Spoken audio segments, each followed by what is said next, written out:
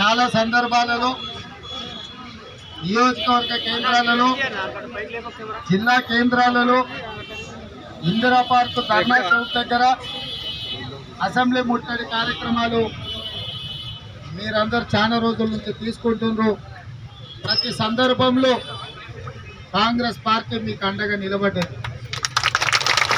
ఇవాళ ఇక్కడ ఉన్న ఉద్యోగులకు నేను గుర్తు చేయదలుచుకున్నా, రాజీవ్ గాంధీ విద్యా మిషన్ ద్వారా మీ ఉద్యోగ నియామకాలు చేపట్టిందే కాంగ్రెస్ పార్టీ.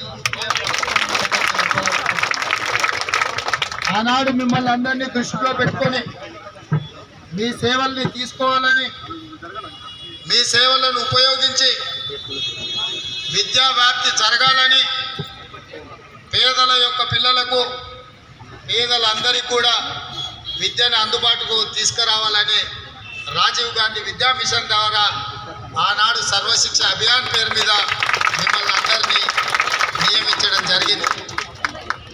కాలం మారింది, సుప్రీంకోర్టు ఆదేశాలు ఇచ్చింది, సమాన శ్రమకు సమాన జీతం ఇవ్వండి అని కూడా సుప్రీంకోర్టు ఆదేశాలు ఇవ్వడం జరిగింది.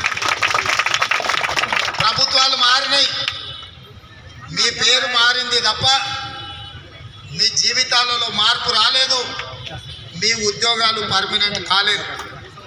ఇవాళ ప్రభుత్వ పాఠశాలలలో ఉన్న టీచర్లకు ఏ విద్యా అర్హతలు ఉన్నాయో అలాంటి విద్యా అర్హతలు అన్నీ మీకు ఉన్నాయి. ఇవాళ వాళ్ళతో పాటు పోటీపడి వాళ్ళకంటే ఎక్కువనే ఇవాళ మీరు శ్రమ చేస్తున్నారు. ప్రభుత్వానికి ఏ పని పట్టా మొదట మిమ్మల్ని పిలిచి మీ సేవలు వినియోగించుకుంటున్నారు, మీ ద్వారా ప్రజల దగ్గరికి చేరే ప్రయత్నం చేస్తున్నారు. కానీ మీ సమస్య చెప్పినప్పుడల్లా మీ సమస్యను ప్రస్తావించడానికి కానీ, మీ సమస్యను పరిష్కరించడానికి కానీ, మీతో చర్చించడానికి ప్రభుత్వాలు ముందుకు వస్తలేవు. దీనికి ప్రధానమైన కారణం 25,000 మంది తెలంగాణ రాష్ట్రంలో మీరు ఉద్యోగులు ఉంటే మీరందరూ కలిసికట్టుగా మీ సమస్యల మీద కొట్లాడిన ప్రభుత్వం స్పందిస్తలేదు, మీ గురించి పట్టించుకుంటలేదంటే ఇవాళ మీరు ఆలోచన చేయండి.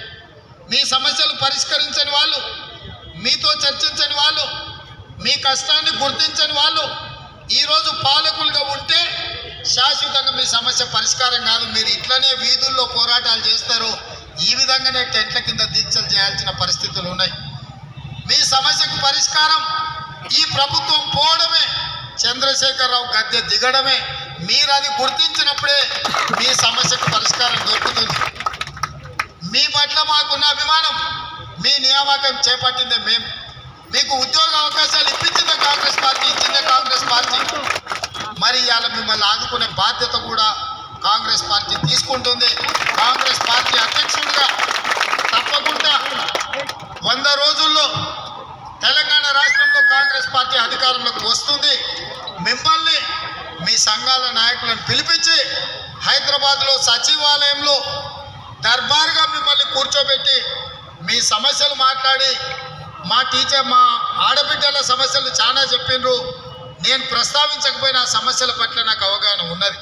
ఎందుకంటే గతంలో మీ ఉద్యమాలలో మా యూత్ కాంగ్రెస్ అధ్యక్షుడు మా వాళ్ళందరూ కూడా ఇందిరా పార్క్ దగ్గర మీతో పాటు దీక్షలో కూర్చుకున్నారు.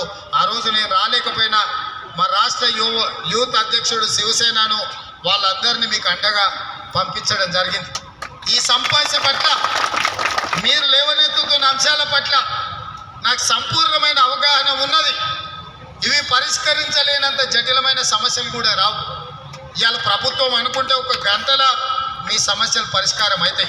మిమ్మల్ని కూర్చోబెట్టి మాట్లాడితే పరిష్కరించగలిగిన సమస్యలు అనుకుంటే అక్కడనే మిమ్మల్ని కూర్చోబెట్టి మీరు ఛాయ్ తాగే లోపల జీవో ఇచ్చి మిమ్మల్ని పంపించవచ్చు, మీ ముఖాలలో సంతోషం చూడవచ్చు. కానీ చంద్రశేఖరరావు ప్రాధాన్యత అది కాదు. విద్యను ప్రైవేటైజ్ చేయడమే, ప్రైవేటు వ్యక్తుల్లో విద్యను వ్యాపారం చేయడమే. ఇవాళ పాఠశాలల నుంచి యూనివర్సిటీల వరకు ప్రైవేటు వ్యక్తులే వ్యాపారం చేసుకోవాలి, ప్రైవేటు వాళ్ళే బాగుపడాలి. ప్రభుత్వ విద్యను మొత్తం విధ్వంసం చెయ్యాలి, పేదలకు విద్యను దూరం చెయ్యాలి. పేదోళ్ళ పిల్లలు చేపలు పట్టుకోవడమో, గొర్రెలు పెంచుకోవడమో, లేకపోతే ఇతర వ్యాపకాలు, దళితులైతే చెప్పులు కుట్టుకోవడమో ఇలాంటివే చేసుకోవాలనే కేసీఆర్ ఇవాళ మీ సమస్యలు పరిష్కరించకుండా ఇవాళ మొత్తం విద్యను కంప్లీట్గా నిర్వీర్యం చేసే పరిస్థితి వచ్చింది. రైట్ టు ఎడ్యుకేషన్ యాక్ట్ తీసుకొచ్చి